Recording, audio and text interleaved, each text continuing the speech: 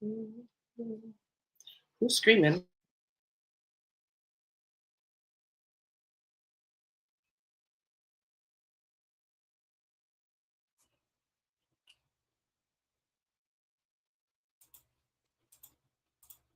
Welcome back, everyone. Welcome back, Miss Lopez. So good to see you.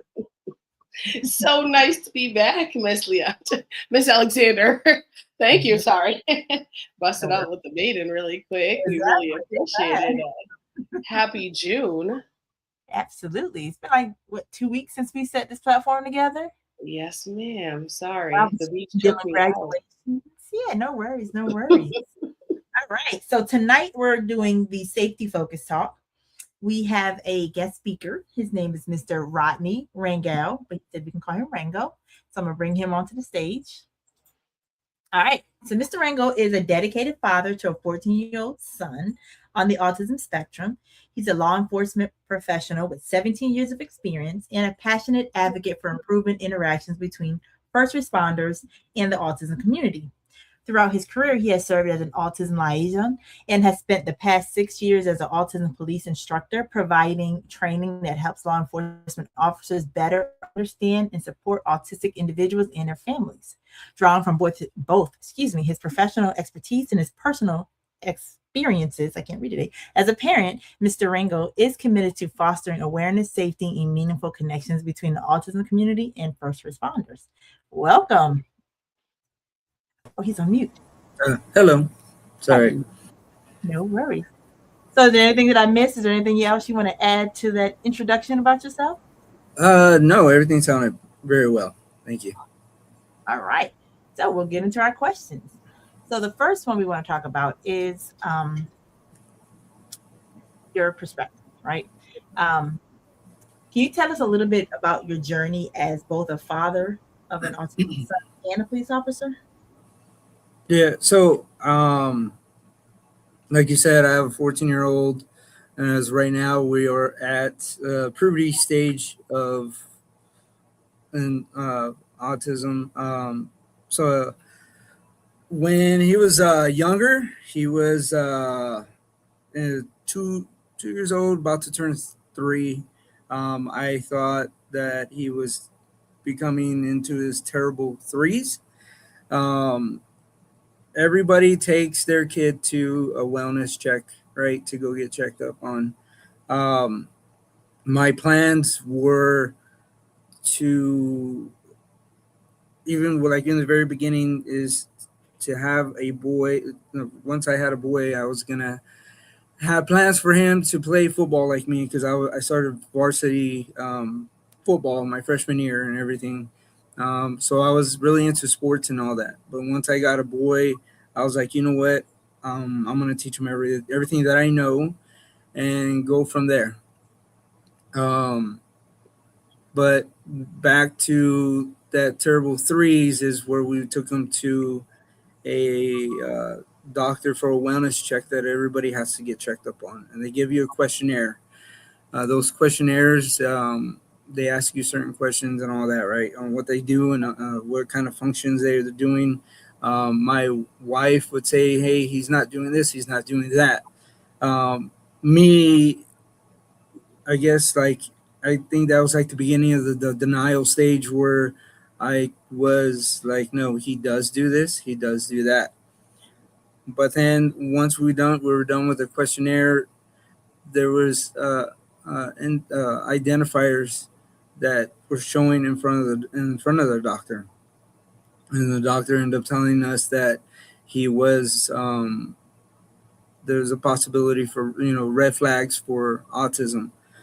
At the time, I did not know what that was. I kind of figured what it was because I used to work security before I became law enforcement, right? So there was people talking about it, and I was like, "Oh man, that's seems rough, hard." And I never pictured myself going, you know, through that kind of situation or anything like that. And anyway, he told me, he gave me like a little brief information about it and said that, there might be a chance that he's not going to even talk or anything like that. So I just took it the way it was, and we went to go get him evaluated and stuff like that. And then we got the diagnosis. I was standing on the other side of the window as they were playing with him and interacting with him. And there's certain things that I saw that he wasn't doing. Um, so later on, they end up, coming back with diagnosis and saying that he was on the autism spectrum.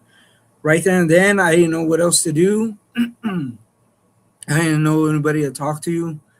I didn't know exactly what that was. So I went back home and started researching and did all I could. I still am, I'm into like getting certain videos and putting them together. So I decided to get a lot of YouTube videos together and put them on a DVD and do that, as well as buying at least over 20 books because I wanted him to be just like any other kid. And I didn't know that what it was going to be or how it was going to turn out to be. Um, so anyways, right there and then I decided that I was going to take it and run with it, and I wasn't going to give up on him. I said, in time, I'll have a kid that will play football, or that I'll be able to watch on sidelines. Um, but that comes in time. Um, but I did everything I could, and I learned everything that I could that there is to about autism and stuff like that, to the point where I kept repeating it over and over and over, till all the way till the point that I would talk to other police officers about about that, even though they didn't even know what I was talking about, but I just kept talking to them about that. But as being a father, during these times and stuff, it's kind of tough. You know what I mean? Like, you go to stores, there's a certain, outburst of behavior and stuff like that, and you're trying to figure out what it is that they want, or what is it that they're trying to communicate to you. You have other people that are staring at you. You have, you just get mad about that. But then I realized that they don't know. You know what I mean? They don't know. So that's one thing I took in consider of. There's times that just going to the store or whatever, and he's scared of birds. So him just pulling away from me, it made it seem like it was very bad. Like if I was trying to kidnap a kid, and I had a person that stopped and rolled down the window and was like, "Hey, is everything okay?" And I was like explaining to them, it's fine. He's on the autism spectrum. Um, she kept trying to communicate with him. I was like, "Look, ma'am, he's not going to communicate with you." And I go, "I can understand that if you're, to be concerned about this kind of situation, but I'm not walking toward a car or anything like that. I'm walking toward the store. That's where we're going right now." And she was like, "Okay." And then she left. There's times that he gets up on a slide and stuff, and he goes very up top.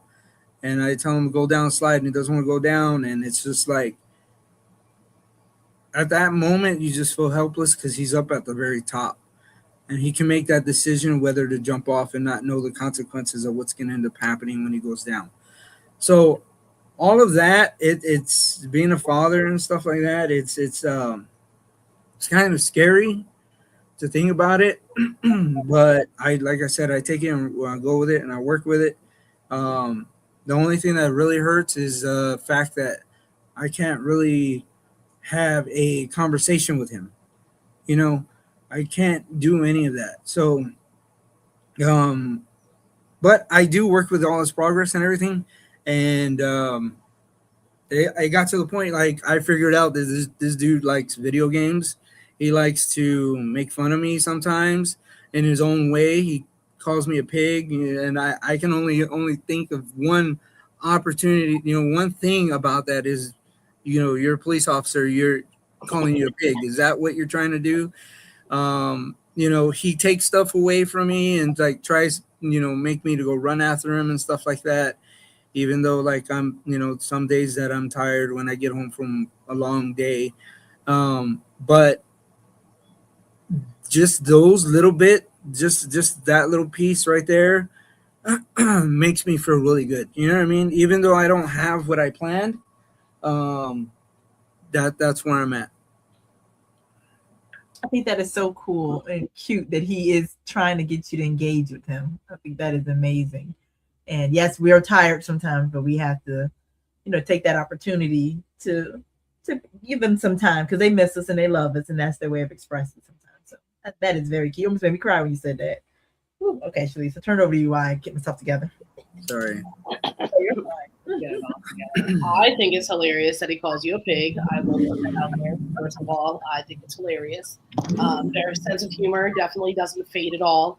So for your son specifically, when you said that you brought him to his 3-year-old milestone appointment, for him, he wasn't verbal. Are those like what type of milestones? Because you said there were some things that he just couldn't do that maybe you thought he could do, but your wife was determined to tell you that it didn't, that he just wasn't doing it. What are some of the milestones that maybe you might have missed just because you were more in denial that your wife caught on to? I guess it was the more because he would like talk, but it was more echolalia, and I didn't really think about that. And I was like, okay, this is what it is. But him jumping around and flapping his hands and stuff like that, that was, and spinning and stuff, that was one of the main indicators that, that he's going to be was on the spectrum. Okay. So the stimming and things. And now that he's 14, what grade is he going into this year? He's going to high school. Awesome. It's scary, isn't it? Oh yeah, well, because I see, like, I know everything that can be associated with his behaviors and stuff can be very it can mean a lot of stuff. A lot of the behavior, like what I tell officers, that certain behaviors can mean certain offenses in law. Okay. So then that becomes like how did becoming a parent of a child on the spectrum change your perspective on public safety and law enforcement? Yes. Yeah. Sorry, I'm like looking at this dude. He came out here, and now he's like getting the water hose, and he heard you talking about him. He had a sixth sense. Mm-hmm. He gonna spray daddy too, right on camera. Yeah. You know it's happening. We'll give him a moment. Yes, please. But I do think like those milestones, sometimes you are in denial. Like I have a nephew that would cover his ear instantly with sound. So when my kid wasn't doing that, I'm like, oh, then no, he just, he's delayed in speech. You do go through those denial or stages and stuff. But he didn't necessarily flap his arm, but he would scream a lot. But again, my oldest daughter, she always screamed, like she talks loud. So I just thought he was mimicking his older sister. But now when I go back and look at it, he was jumping up and down as he was screaming. So there were probably things that I missed because I was talking about milestones or indicators that I missed as well. Yeah. Welcome back. Welcome back. Yeah. So you're not wet at all. I thought you were. No. He turned it on, but he didn't. Okay. How do you say? He didn't get it toward my way. Okay. You got lucky. Yeah. Yeah.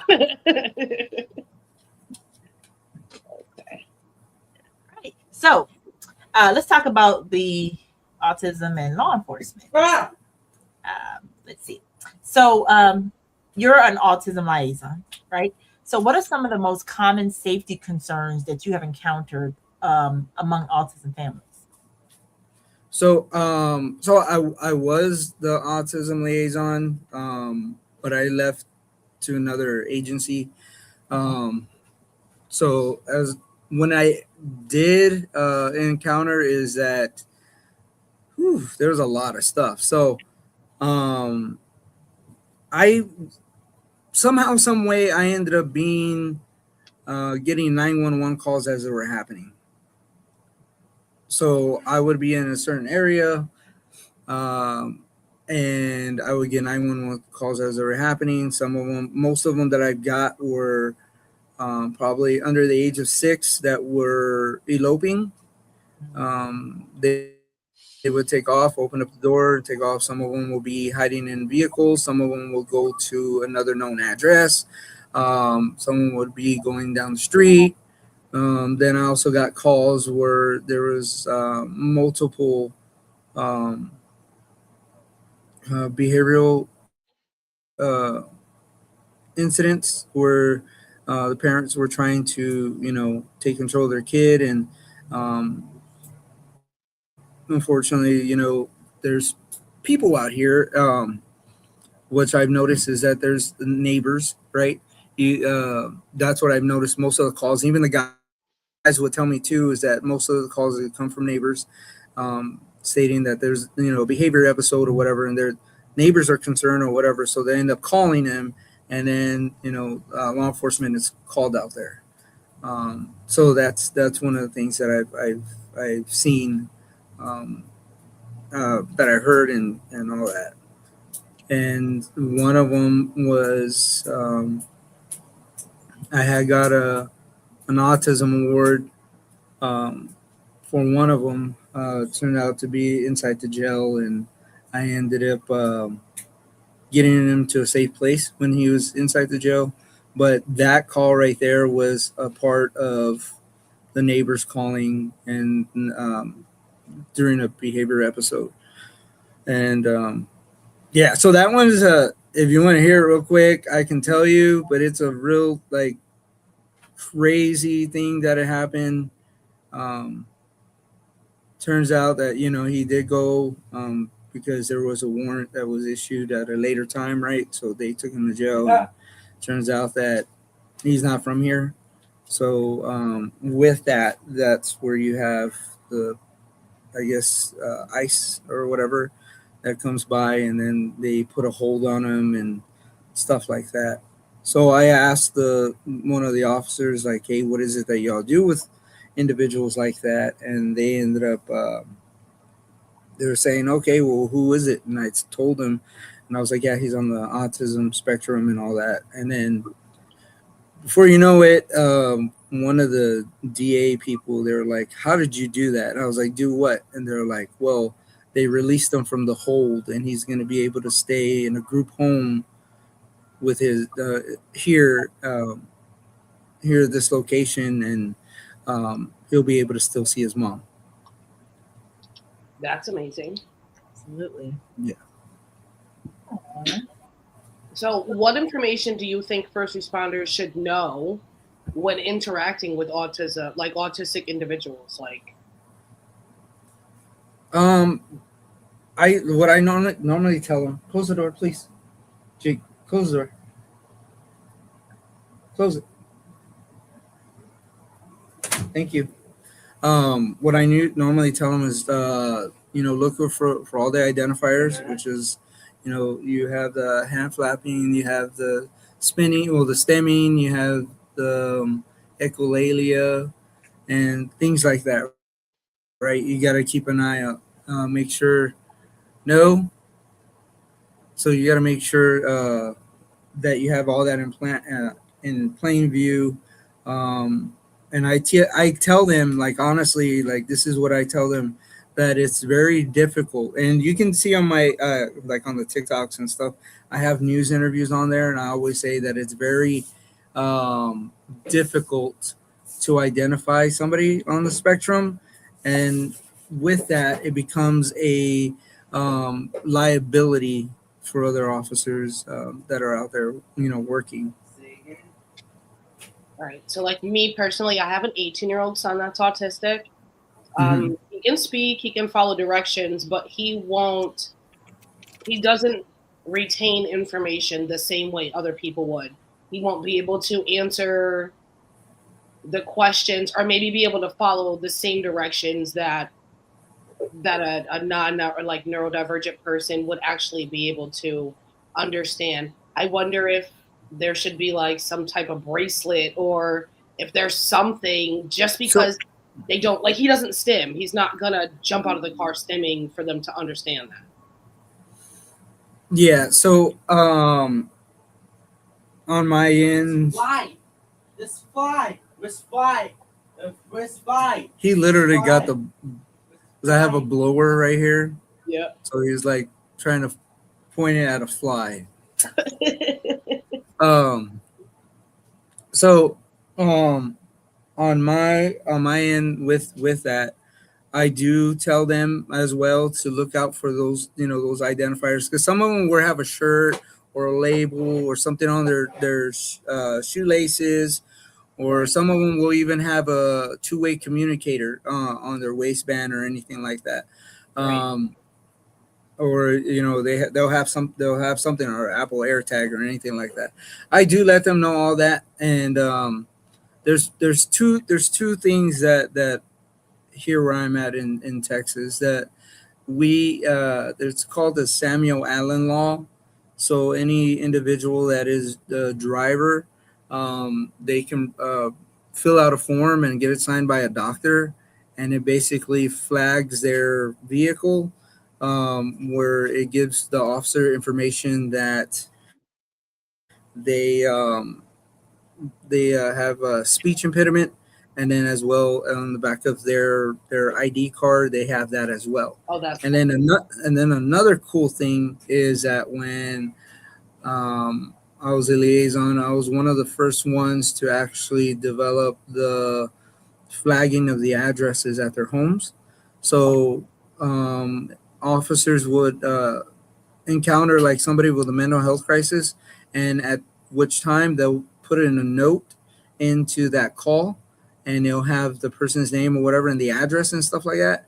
But that's when they first encounter them, right? So I was like, hey, you know what, why don't they just switch that around and be proactive and fill out a form with all the behaviors, indications of everything on the coming from the parent. right. So why don't we do that, and then flag their address, and then update it every other year, every year update it, because people move and stuff. And then it got to the point where I actually met with a parent of an individual that's on the spectrum, that is a dispatcher supervisor. So it worked perfect. So the cool thing was she made it into policy where I was the one that was getting the forms from the families, giving it to her, and then they made a file. So even though I left, that is still happening. We need that in Connecticut. I'm gonna look into finding out if we have something like that. And you in Virginia as well, Mama. Absolutely. What was it called? Was it called Samuel Law? Samuel Allen law. Yeah, the Samuel Allen law is for the vehicles. Gotcha. The other one is the one I just flag addresses for their homes. Oh, okay. That was just I should have named it something, right? So it can Yeah. stay Yeah. okay. Right. Describe Go it. back. Go But- back but- and name that sucker down. Yeah, but the thing is, I have the policy. You know what I mean? I have a copy of the policy, and it has my name on it, and the fact that I know that I did it, it's all good with me. And one of the guys that told me, hold on, Gas. no, hold up, Gas. Nope. Gas. Yep. Gas. Yep. Gas. all right, there we go. Okay, sorry. Multitasking, Dad. Multitasking. Happy Father's Day, by the way, since we didn't start it off. Oh yeah, thank you. Happy Father's Day. Thank you. Yeah, so one of the guys, they actually told me like, what did they say? Oh, they were like, dude, you do know that you did make a difference, right? And then I was like, man, but I wish I can go back. And they're like, well, you have it better where you're at now. And I was like, yeah, that's right. I just wanted the title back, because that's what made me be me.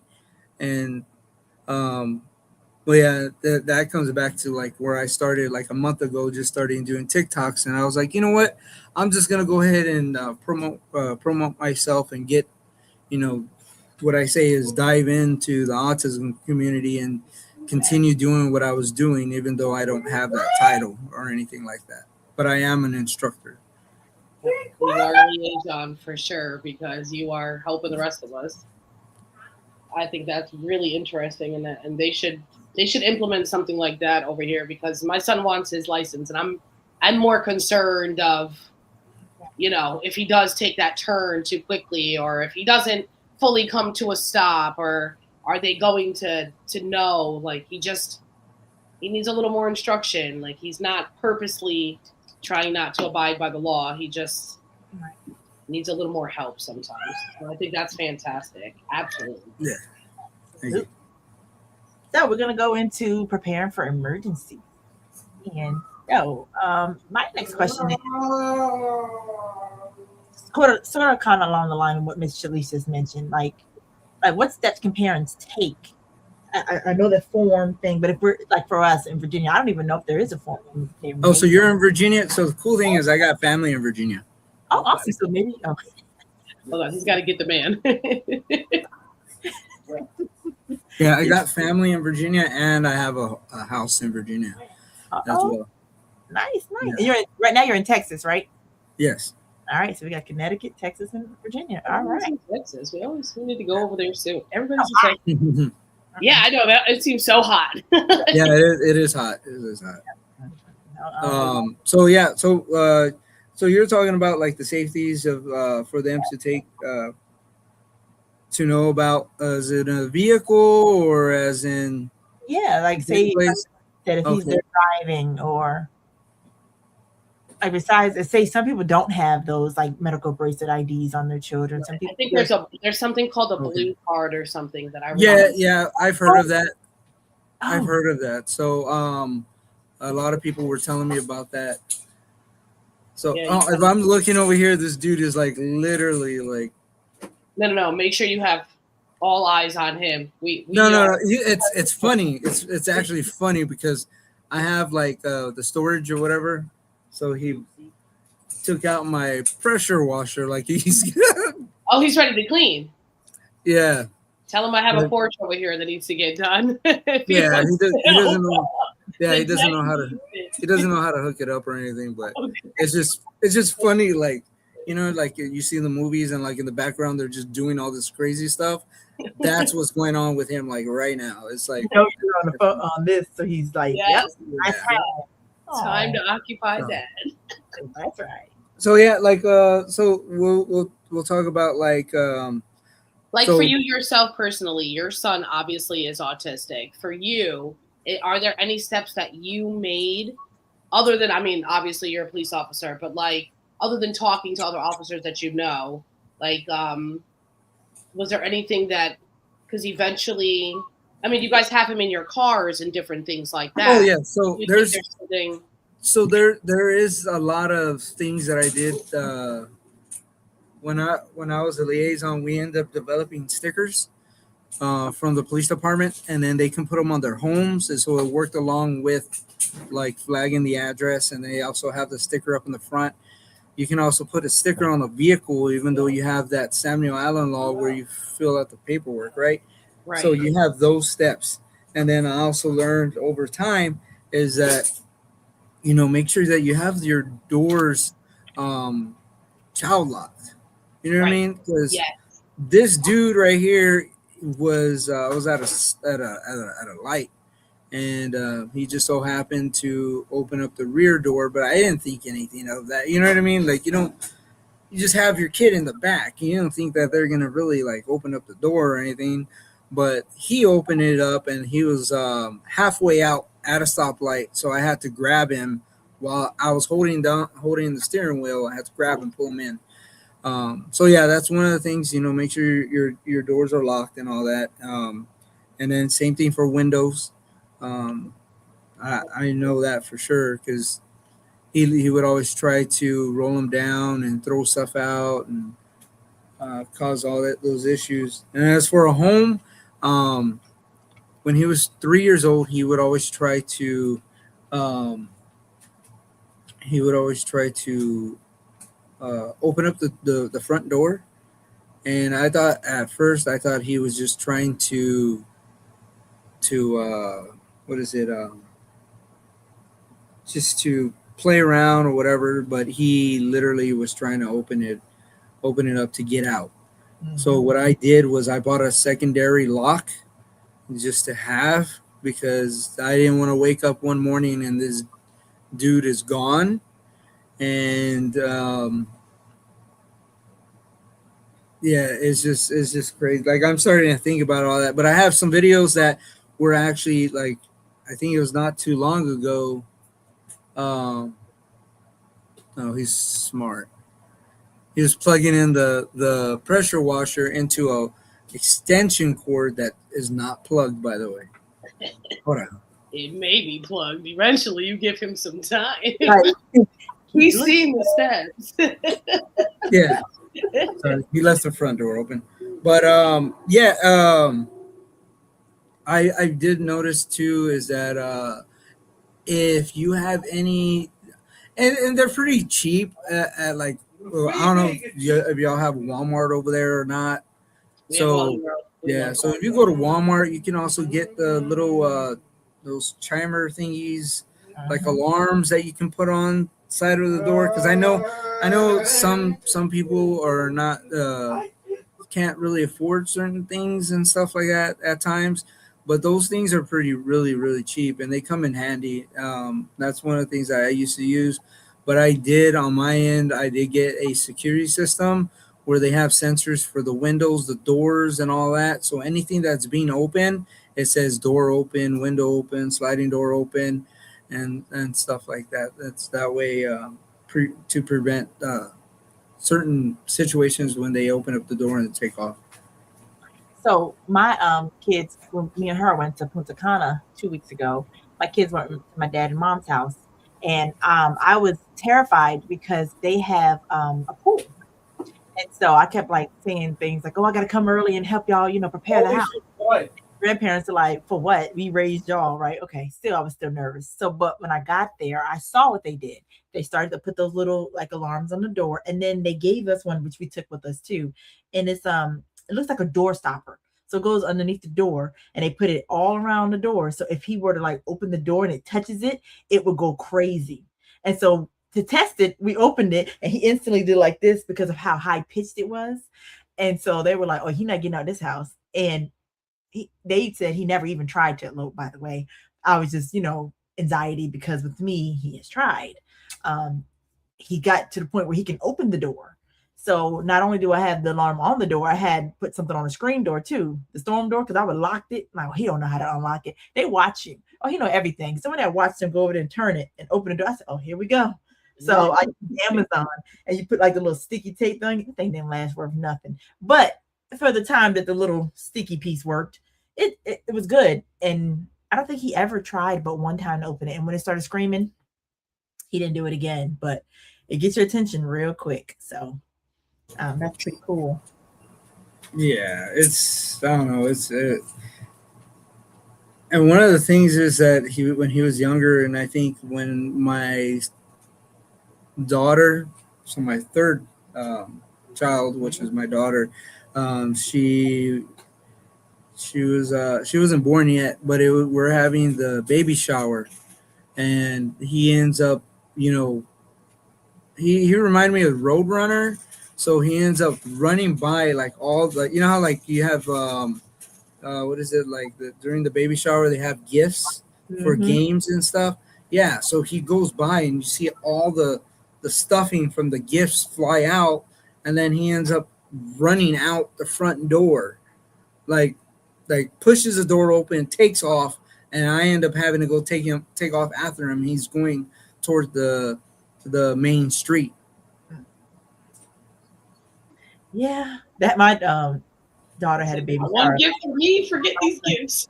They'll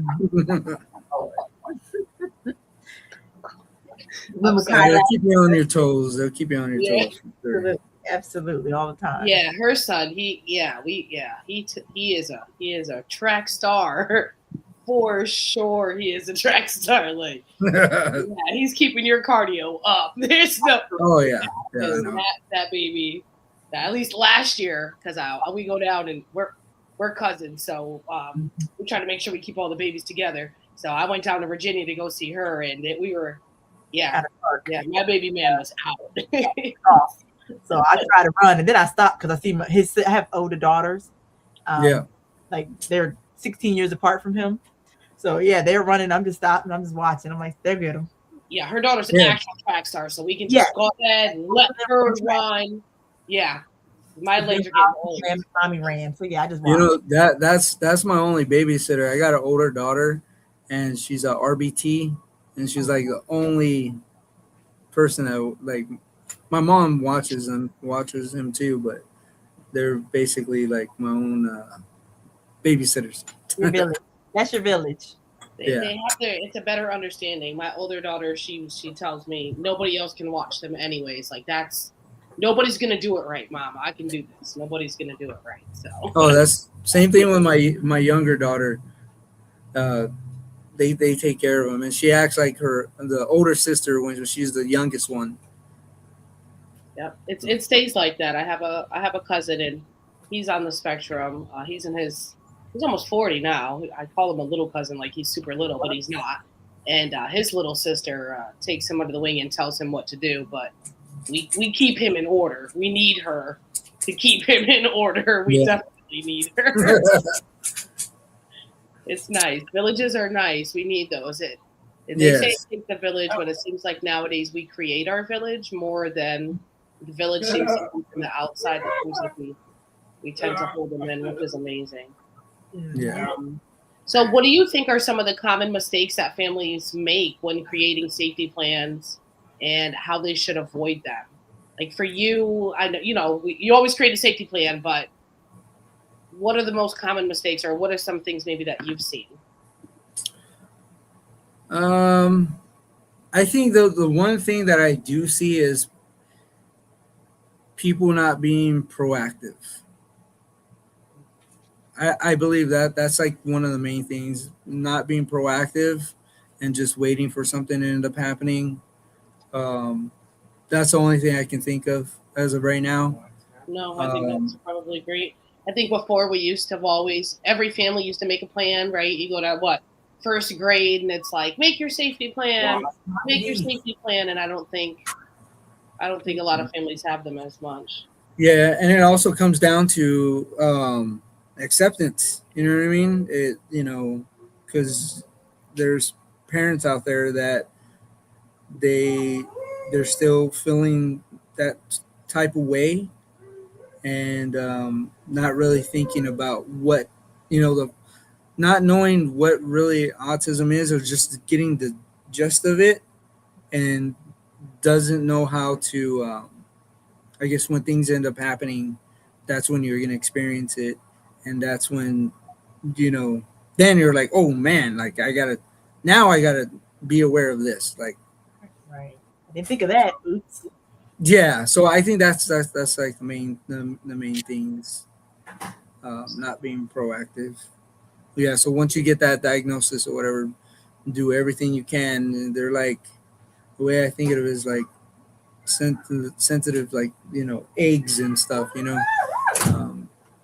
a thing can happen really, really quick, and it can be dramatic. Mm-hmm. Absolutely. So you're no longer a liaison, but when I met you on a live stream, and you were talking about how you give classes and stuff. So can you talk to us a little bit about that and share with all our viewers what it is exactly you do with the law enforcement community? Hold on. Yeah.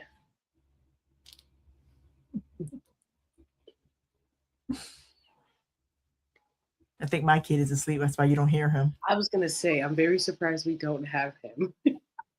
Well, the sister, she's here. She brought me my drink. So, yeah, she might be out there with them also, giving loves. They've been waiting for her all day. I can't see her because of the background. I know. She just put her hand here and put it down. I like it. Okay. So what was the question again? I'm sorry. So I was just asking, because you were a liaison at the other department, and now you're doing other things. Like when I talked to you on that live stream, you mentioned that you teach basically other law enforcement. You go to different departments, and your goal is eventually to go, larger audience. So share with us exactly like what it is you're doing. Oh, okay. So as of right now, so I try to get with well, I've already got with different cities. In the meantime, hold on, G. I go out there and I talk to them about, um, cerebral palsy, um, Down syndrome, autism. Autism is one of the ones that I go in more depth about everything, like what I told you earlier, like about the offenses and how the behaviors and stuff like that. That's what I go into, and then also other scenarios of real experience of what I've had to deal with on a call, and I give them my feedback of everything that I went through, and then also I bring up certain situations that happen in other states to try to prevent those situations from happening here where I'm at. Um, so yeah, that's what I do. I try to get a class. It's been a couple of months, but actually this month, I had a opportunity. Well, it happens every year. It's been happening almost every year during the summer, where I help out other officers do a training. But within that training, I do the family perspective part of it, so that way they can understand exactly what goes on behind closed doors, um, because not a lot of people talk about that, right? So, and it's very hard. And I found out I don't know if you see those videos that I have up. Mm-hmm. So one of the things is, okay, now he got the whole pressure gun. So it's just like random stuff, but like it's I was doing a training and I was talking about, like, there's certain things that families, go through prior to you getting to that call. Mm-hmm. You know what I mean? Most families are going to take that hit, to the face, to the arm, or anything like that, because they don't want law enforcement or anything involved, right? Because that's our baby. Nobody, we don't want to be burdened with another thing that's going on or whatever. So with all that, I tell them those kind of situations. Man, there was something else I was gonna say. There's those kind of situations that happen at home, and oh, I ended up bringing that up for a reason, because during the time that I was teaching, I thought about myself, and I said, I'll be honest with you guys. I go, I know I work with all of y'all, but I'm going to tell you right now, my son does not go to public school, and he goes to online school. And one of the things is where I started talking about is the struggles, and about everything that I've encountered, um, and the fears that I have and that I've been through, like the car incidents and things like that. And then I bring up, like, um, the fears that, like, what if they were to encounter my son? You know what I mean? What is it that you're gonna have? Because I've, to be honest with you, I had, a couple of guys that were stubborn um, in the past, so I already know how that rolls. Um, so I told them that, and that's when I realized, I was like, snap, like, I need to reach out to these other families and gain more experience, enhance my training, and just because of that thought right there, it's gonna help in the long run. Um, so that's where I started getting those videos where their real life struggles, fears, and their message to law enforcement. We appreciate what you're doing. Yes, ma'am. Thank you. So your son has never gone to public school? In the beginning, yes. Okay. Yes, in the very beginning, yeah, we did. And then we ended up doing homeschool. Okay. And it's worked out a lot better for you. Oh, yeah, definitely. Yeah. And then, like I said, I there's certain things that he does that can be associated with an offense. And I'll be honest with you, he likes to hug people. And he's at that point, the puberty point. So that can, here where I'm at, it can mean, an assault by contact or anything like that. Where I'm at, that, you know what I mean? So it's easy to get in trouble, and I've seen it where there's people that really really don't care, and they're like, hey, like they know, they're like, they know, so I want to pursue.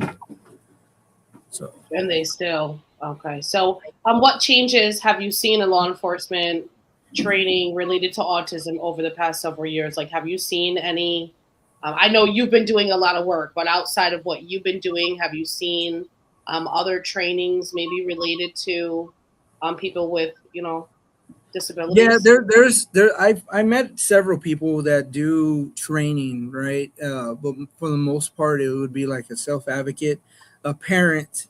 From what I see, I've seen it. They do training, but as a parent, not as both. You know what I mean? It's rare that you'll see a parent and the one that's in law enforcement. But I did run into one of the guys, and I'm really good friends with him, and he's on my TikTok as well, and he's the same way like me.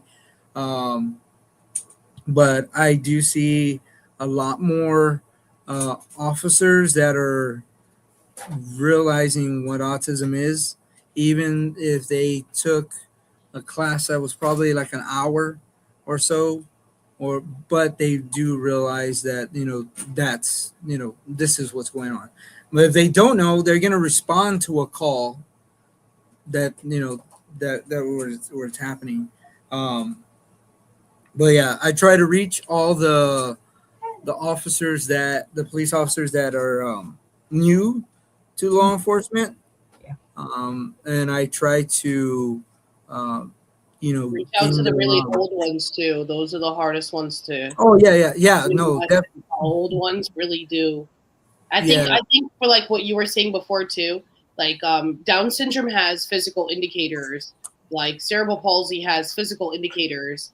Autism doesn't really have like facial feature physical indicators that people have the ability to just, right off the bat, this person, like, a lot of times you really do have to watch their mannerisms. You really do have to, like my son, you really have to speak to him. He's 6 feet tall, 180 pounds. Like you're gonna have to talk to him, But to the regular naked eye, if you're not having a conversation with my son, you would never be able to tell that that he's autistic or that he has a learning disability. Nobody would be able to tell. So I think that's where my fear comes in a little more with the training when it comes to like police officers or people we're supposed to be able to run to ask for help and that and to go back to what you were saying about the families. I have a cousin where her and her mom used to take turns getting beat on by my little cousin who's autistic just to not get the police involved because then it became like a hospitalization and they were just trying to save him. But there's sometimes he was just, they needed the help. They needed the help more. So I think if we had maybe a different procedure than just putting them in a bed, strapping them to the bed and medicating them, maybe parents would be more willing to reach out and to get that help when they are getting, socked in the eye by a 7-8-year-old. Because like my young. Yeah. So where I'm at, they have a crisis intervention team that they can that I can refer them to, and then so then they go from there. Okay, so you guys have somewhere that the family can reach Yeah, out. we have certain resources here where I'm at. Yeah, so that's where I'm at.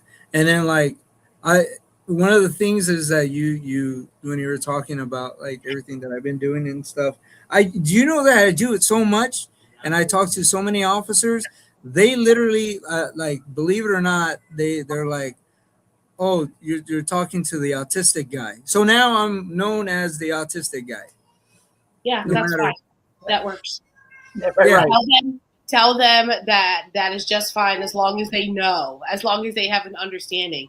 And then we Yeah. wish that the autistic people they could be known just off the bat for that too, because I think it would save them. Like it would just save them. I just have a big fear, Yeah. with the fact that there's no physical indicators. And I keep saying that because I always, I had to fight for my life to get my kids diagnosis, and then you have a really long conversation with him, and you're like, you know what? There's probably something that everybody else doesn't have there. So I get worried about him having to, fall into a place where he's with a police officer. Like he's just getting out of high school. And he went to public schools, and like that officer would know him at the school. But if something happened where somebody's claiming that he's stealing at the store, what's going to happen when the officer goes in there? Because I allow my son to go to the store down the street by himself. So my fear is what he goes down the street, somebody tries to claim he's stealing, and then they're roughing up my kid because, like I said, he's 6 feet tall. He's not little at all. And that's not his fault. Like it's not. But it's Yeah. like what would I be able to? Or he's in such a muck he can't give you his name because now you're roughing him up, or you got his knee on his neck. Like I just get fearful because he's so. Yeah. And then for you, you're just 14. Once he graduates, do you have a plan once he's out of that bubble that you've given him? So my plan is because he still needs support, right? Right. So I have, like I tell everybody, I have like 20 kids, but I don't. I got 4. Oh, I say But- 20 and I have 8, so I understand. So, yeah, so I have all my kids and stuff like that, but one of the major things that I think about is that we're still gonna continue working on his crazy behavior. I'm just looking at him right now. I'm like, yeah, on his crazy behavior, but yeah, because the things he's doing right now. Oh man. But yeah, I'm still gonna continue working on with him and stuff like that. And then and my plan is, we're all gonna get older, right? So what's the plan after? My plan is to work as much as I can with him, and then see, see what we can get.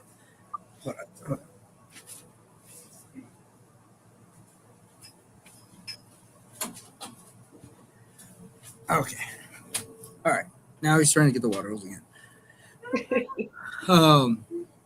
So yeah, and then like I ran into a thing, me and my wife were talking about it, and I really like later on in life, I don't want him to be like in some kind of group home or anything like that. I know I have my kids and all that, but one of the major plans is whoever wants to take care of him will inherit a whole house. Like, you know what I mean? That's my take of it as. You get the whole house to take care of him. That's it. It all comes one package. Right. Yeah, and my girls, because I got 2 girls, 2 boys, and then one of them's, I got my boy that is gonna be 2 in a couple of days, but yeah, but my girls, they're like, they're awesome. Let's just say that. And my daughter, she was like, I want to be a police officer, but then now she's changing it. She wants to work with kids with autism. See? Yeah, so I told her, I was like, okay, well, why don't you continue being a police officer and you can take over my role of what I'm doing? Right. You know what I mean? You do And like what I call is, because I have my flash drive, right? And I always say, you can take my $1 million flash drive, because I call it my $1 million because that's what makes everything. You know what I mean? I go out and I do trainings and everything else, and all I gotta do is just pass it on to her, and whatever new comes up, she just needs to update it, because you're not gonna have information like that. From the things that I think IT perspective, put your flash drive on an external hard drive, just so that you have $1 million hard drive as well. Okay. Oh yeah. If anything ever happens to that flash drive, slap that on an external. You just made my heart skip a beat. Trust me. The flash drive. No, that's what happened the other day, because I left it in my pants. I threw it in the wash, and I was like, no, because that's literally. Yeah, put that on an external hard drive, and it will last you a lifetime. Just from an IT perspective, my husband will be very proud of me for letting you know that.